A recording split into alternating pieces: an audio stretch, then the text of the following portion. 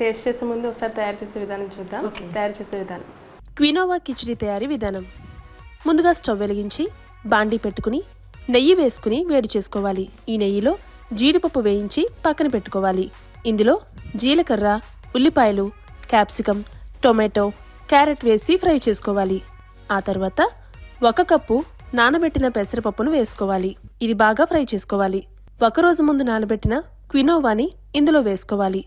1 cup క్వినోవాకి 3 కప్పుల water వేసుకుని ఇందులో సరిపడా పసుపు, కారం, ఉప్పు, గరం మసాలా వేసి కలుపుకుని మరిగిన తర్వాత కుక్కర్ విజిల్ పెట్టుకుని 4 విజిల్స్ వేయించుకోవాలి. అంతే, హెల్దీ క్వినోవా కిచిడి రెడీ.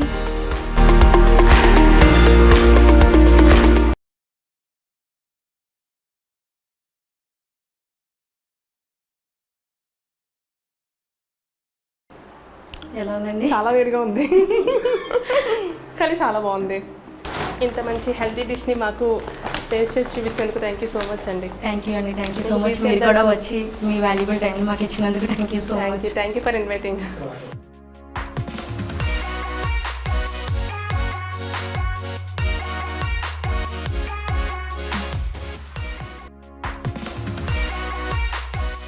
ఇదండి గోదావరి రుచుల ఎపిసోడ్. రేపు మరో కొత్త వంటకంతో మళ్ళీ కలుసుకుందాం. అంతవరకు సెలవు. This is Teju signing off.